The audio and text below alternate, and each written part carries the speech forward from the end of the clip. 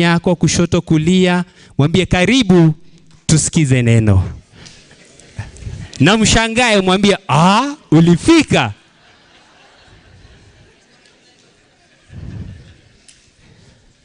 Naishi Mbawa wa Pwani, mahali pale ndio tunahudumu na kutumika katika kazi ya Bwana, tukiendeleza uchumi wa nchi. Kwa hivyo Bwana ni mwema. Mimi ni mzee. Kuna wakati nilikuwa nasema ni mzee mtarajiwa, utarajiwa ukafika, na sasa mimi ni mzee. Niko na watoto wawili, 2 girls, Prudence and Patience, we thank God. Lakini mwezi wa 4 mke wangu aliweza kuaga after battling with cancer for the last 3 years. So we thank God that we are doing well. The Bible says everything worketh for good, not some things. Everything worketh for good to them that trust God and are called according to his purpose. So you don't need to say kwamba mambo wakati yanaenda vizuri, that is when God is working. No. Even when you are in the valley of the shadow of death, fear no evil. For thy Lord and thy staff will be with you. For the interest of time, kutii ni bora kuliko dhabihu, na muda wetu tumebakisha dakika 10. So sijui kama tutamaliza in 10 minutes, but God is faithful. Ningependa tuende katika lile neno, lakini kabla ya hayo naomba tuombe. Baba wetu na Mungu wetu, katika jina la Yesu Kristo, tunakushukuru kwa wema na fadhili zako ambazo ni kuu juu ya maisha yetu. Tunapotafakari neno lako, ombi letu ni ya kwamba ukafungue mawazo na fikra zetu, na ili tukaweza kusikia kutoka kwako. Nitumie kama chombo kwa utukufu wa jina lako. Na ni katika jina Yesu Kristo tumeomba na hata kuamini. Naomba urekebishe hii mic, iko na echo. Our theme today is rebuilding the broken walls. Rebuilding the broken walls. Ama kurekebisha kuta ambazo zimebomoka. Wengi wanashangaa kwa nini kuta ni gani hizo ambazo zimebomoka. Wakati unajiangalia, wakati unaangalia katika ulimwengu, wakati unaangalia katika maisha, tunaona ya kwamba ni mambo mengi ambayo hayaenendi vile yangefaa kuenenda. Mambo mengi yamesambaratika. Ndugu na dada wanainukiana. Mume na mke wanainukiana. Watoto na wazazi, vita zimezidi. Watoto wameingia katika drugs. Wengine wameingia katika ulevi. Wengine wameingia katika mambo ya LGBTQ. Kwa hivyo there is total confusion in the community, in the world, and even in the country. Wengi wanalia uchumi. Wengine wanalia kanisa hali enendi kulingana na mapenzi ya Bwana. Hizo ni kuta ambazo zimebomoka. Wewe ukijiangalia, ukitafakari katika maisha yako, kuna mambo ambayo hayaenendi kadri ya mapenzi ya Bwana. Those are the broken walls that we are talking about today. Those are the things that we need to mend and amend so that we can go in line with God. Bwana asifiwe. Na kwa hivyo katika kila hali na katika kila wakati. Na hichi kitabu cha Nehemia. Hapa ni Nehemia aliletewa ujumbe. Na akaambiwa ya kwamba kuta za Yerusalemu zimebomoka. Na mji huo unakaa in ruins, ama unakaa katika hali ambayo haifurahishi.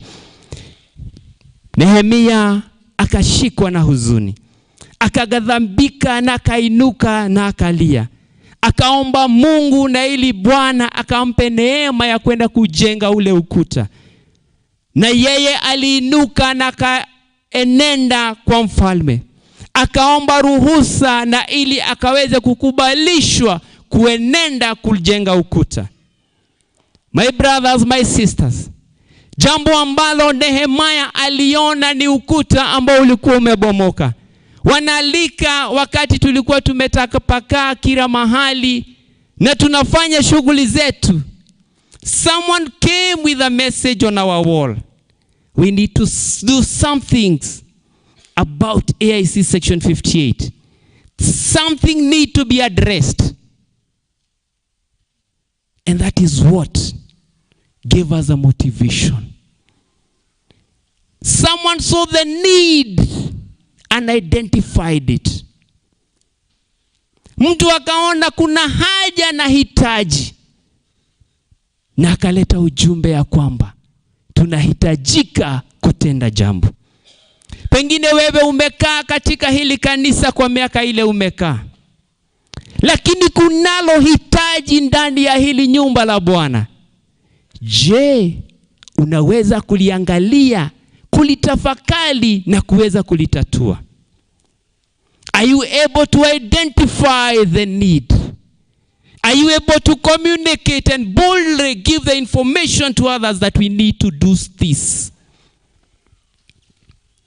Nehemiah had the confidence and the courage to deliver what God put in his mind. Na jambo la kwanza Nehemiah alifanya, he cared enough to want to do something.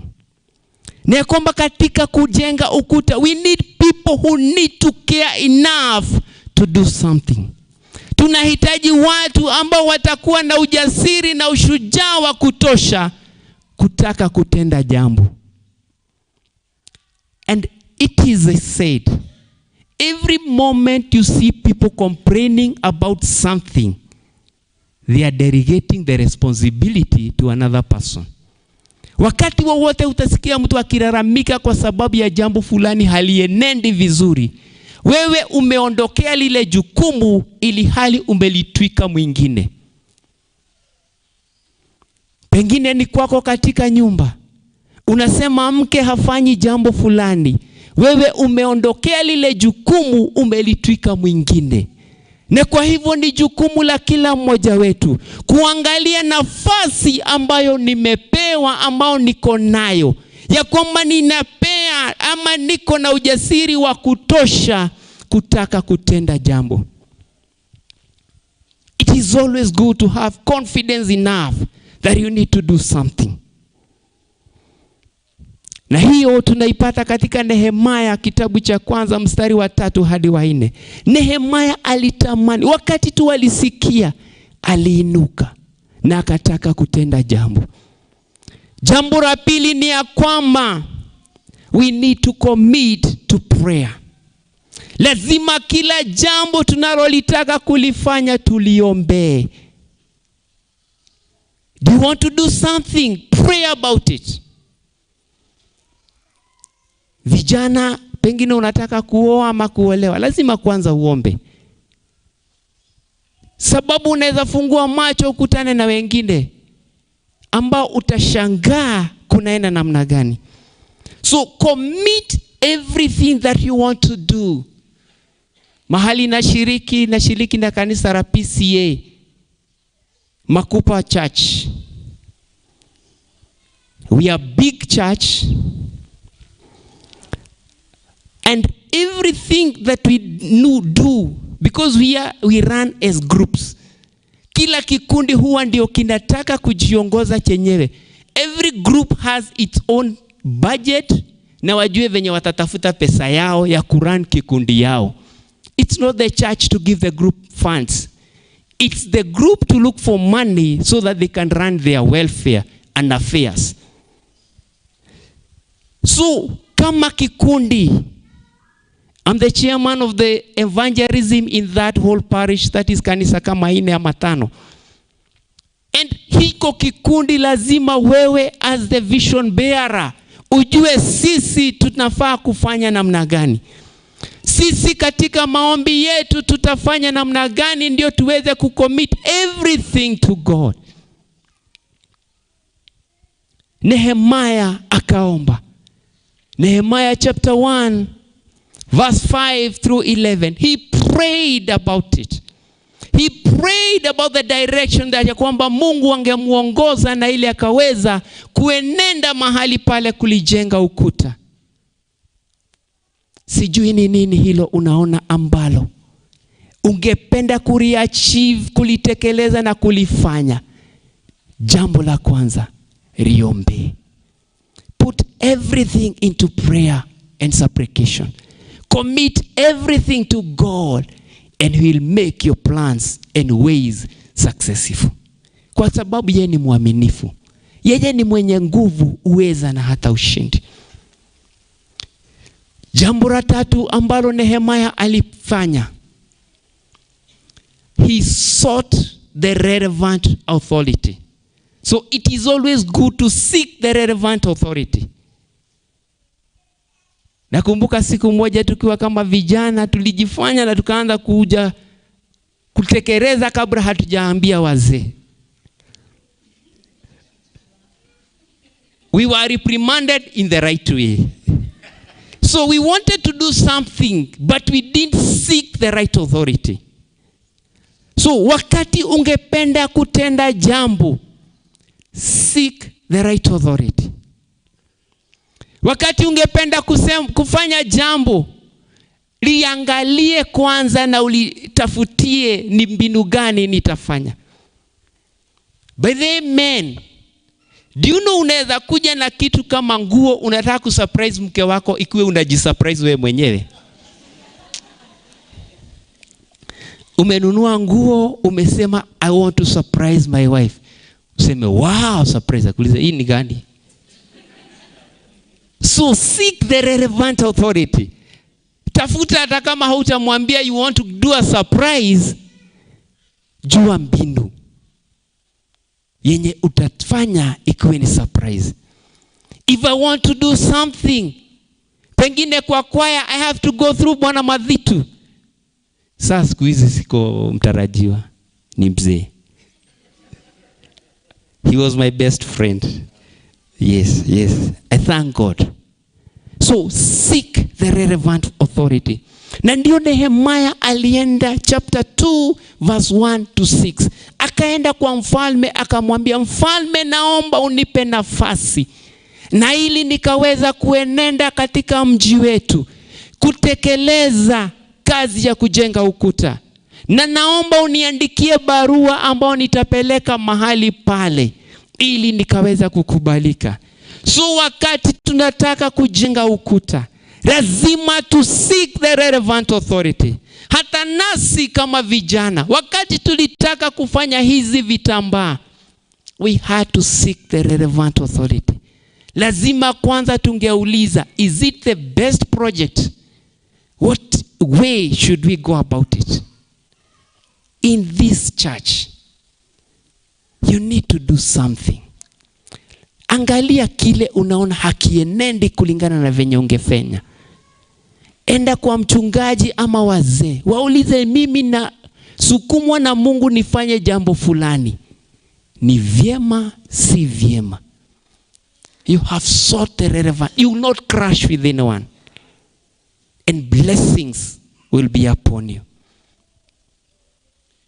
Number 4 is that Nehemiah came into agreement na wale watu ambao alitamani kufanya kazi na wao. Walikubaliana, akazunguka ukuta akiangalia huyo mji. Na wakati aliona inafaa, akapelekea ujumbe wale watu. Na wakamwambia, sasa ni muda wetu wa kujenga huu ukuta wa Yerusalemu. Je, wakati mnataka kufanya jambo, do you come into agreement that this is what we need to do as a group? This is what to do as a church. Hii ndilo jambo tunataka kulifanya kama familia. Haya ndio marekebisho tunataka kuyafanya katika boma. Huu ndio mpangilio ningependa tuenende.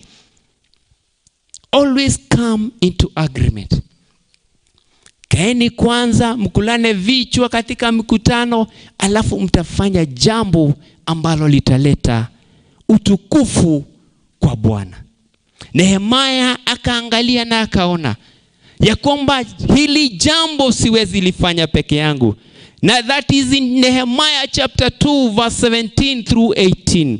Hapo ndipo anatafuta watu na anakaa nao chini, anawaambia we need to do this. We need to do this. We need to seek the relevant authority. We need to come into agreement.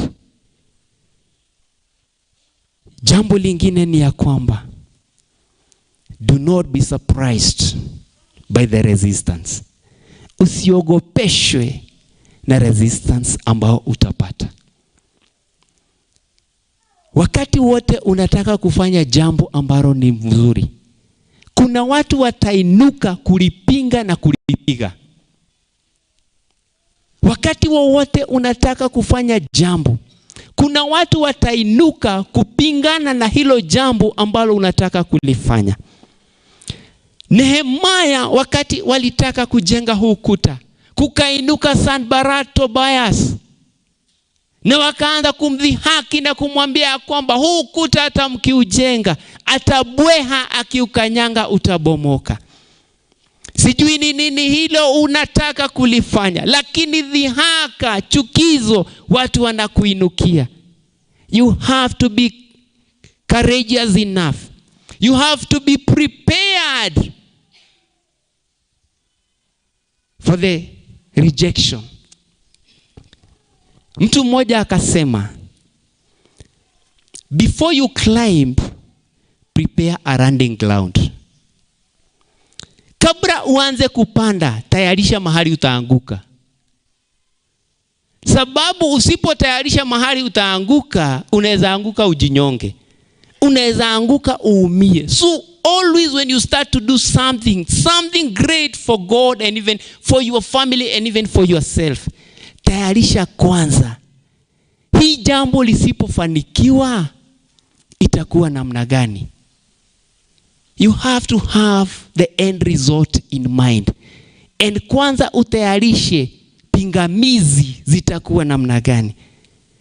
Pengine kuna mtu anatamani atachaguliwa, kwa sababu uchaguzi inaingia. Usipochaguliwa, umejitayarisha kimawazo, kifikra na kimwili. Have you adjusted that I am prepared for anything? Wakati mke wangu aligonjeka, the first time she got sick, it came to us like a movie. Ilikuja kwangu kama movie. We had a 6 months year old daughter, our last born. She was 6 months. Na wakati huo ndio kulikuwa na corona. So everywhere we had lockdown. Ni mimi na mke wangu tuko Mombasa peke yetu. All our families wako up country. Na amegonjeka na amelazwa hospitali. Watu hawakuji kanisa, kwa hivyo ni mimi nijipange na shughuli zangu. So during daytime ningekuwa naenda hospitali, nakaa naye mpaka jioni. Jioni naenda kwa mtoto ambaye sasa anafaa kunyonya, so we had to introduce her kwa maziwa. Usiku naye nalala naye halali. So it was a 1 month of hectic. But because God prepared me, I had a landing ground. And he prepared me ya kwamba mke wangu akaniambia, Dan, if I don't make it in this life, just look after my kids. Look after our family. So I had to prepare a landing ground. Ya kwamba hata kama nilienda hospitali zote kubwa Mombasa, Nairobi na hata India. We went even up to India. Nimeona watu tunaambiwa ya kwamba usimame upige magoti kofi hivi. Someone stands like this. I felt like weeping. Nilikuwa natumia shilingi 5,000 kila siku mke wangu kupumua. For a single day, 5,000 had to go for her to breathe. Ikaenda ikarise. On her last days we would spend 40,000 Kenya shillings a single day. Hiyo ni ya kupumua peke yake, si ya dawa, si ya nini, just to breathe. 40,000 Kenya shillings just to breathe.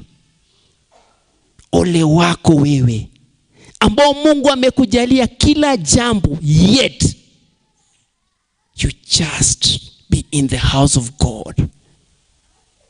Unaambiwa na mtu piga makofi, you look as if he is crazy. No, my dear brothers, rebuild those walls. Those are broken walls that we need to rebuild. Focus on God and see his deliverance. Na ujue ya kwamba Bwana atakupigania katika hali zote. She got sick, I didn't have money. I didn't know that it would cost us 5.5 million for her treatment, and then she passed on. I didn't know. But God's faithfulness was great enough. Don't be surprised by the resistance. Nehemiah 4:1-2. Usishtuke na resistance. But are you there to be used of God? Are you ready to be used of God? Je, utayari kutumika na Bwana? Utayari ya kwamba Bwana, mimi naona hapa kuna nafasi ambayo ninafaa kuihudumia. Just use me as a noble vessel. Don't delegate. Take the cup. Take the load and move on. Because his faithfulness and goodness endures forever. And he will see you through.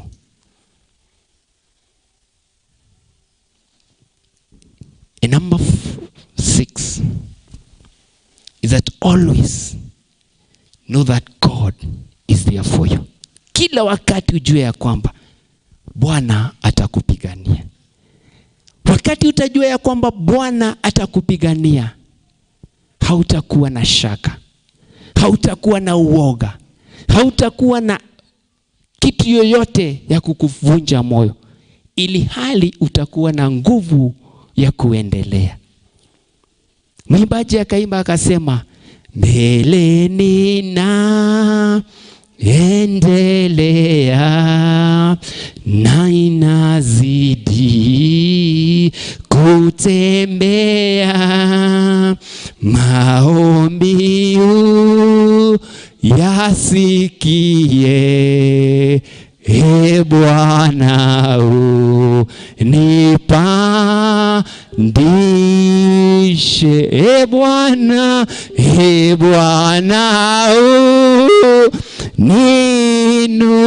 ninue kwa imani, nisimame nipande milima yote, e Bwana nipandishe. And number 7 and the last one, get it done. Get it done. Whatever you have anticipated, whatever you have focused, jambo lolote ambao umekusudia na umetegemea na umeweka mawazo yako kulifanya, make sure it is done. Nehemiah aliweka mawazo yake yote kwa ukuta ukamilike. He did it in a hoping 52 days only. Na akafanya ukuta uweze kusimama. Kuta hizi zilikuwa zinamaanisha kwamba nguvu za Bwana ziko pamoja na wao. Kuta hizi zilikuwa zinamaanisha kwamba neema ya Bwana iko juu yao. Kuta hizi kusimama zilikuwa zinamaanisha ulinzi wa Bwana uko juu yao. Sijui ni kuta gani katika maisha yako ambao unaona imebomoka. Sijui ni kuta gani. Do a self search, do a self audit of your life, na uangalie ni kuta gani hilo unaona limebomoka.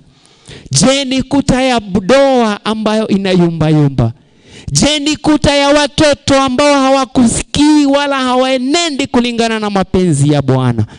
Hizo kuta Bwana anaweza zirekebisha. He is faithful enough. If only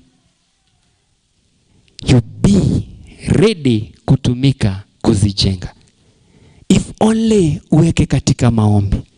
If only you seek the relevant authority. If only you come into agreement with those that you want to bring on board. If only hautakuwa surprised. Hautakuwa surprised by the challenges. Vijana, many are the challenges that are affecting us. Kule kwetu Mombasa, ukitembea katika streets za Mombasa, dunia imeharibika.